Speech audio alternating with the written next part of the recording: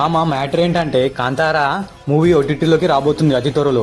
ఎప్పుడంటే October 31st ఈ movie Amazon ప్రైమ్లో stream అవ్వబోతుంది. ఎంతమంది చూస్తారో కామెంట్స్లో చెప్పండి.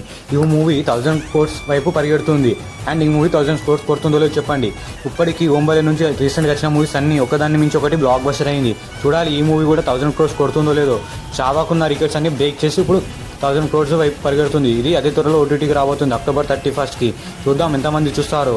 అయితే మీకు ఈ మూవీ నచ్చినట్లయితే సబ్స్క్రైబ్ చేసుకోండి. అర్థమవుతుందా? అయితే అండ్ నెక్స్ట్ కొత్తలోక మూవీ. ఇది ఒక మలయాళం మూవీ. ఈ మలయాళం ఇండస్ట్రీలో ఇప్పటి వరకు ఈ మూవీకి లేనంత హైప్ వచ్చింది ఈ మూవీకి.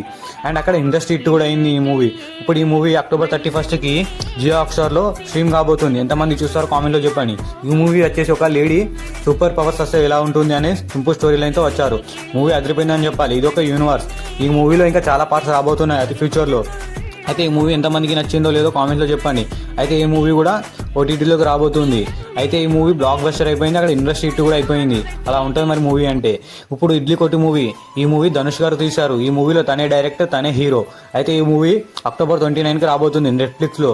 అయితే ఈ మూవీ సింపుల్ స్టోరీ లైన్ ఉంటుంది. అతి పెద్ద స్టోరీ లైన్ కాదు, సింపుల్ స్టోరీ లైన్తో వచ్చింది. ఒక ఇడ్లీ కొట్టు మీద నడుస్తుంది ఈ మూవీ. ఆ ఇడ్లీ కొట్టుకి ఒక ఎమోషన్ ఇచ్చేసి యాడ్ చేసేసి ఒక ఫ్యామిలీ, ఫాదర్ అన్ని ఎమోషన్స్ యాడ్ చేసి తీశారు.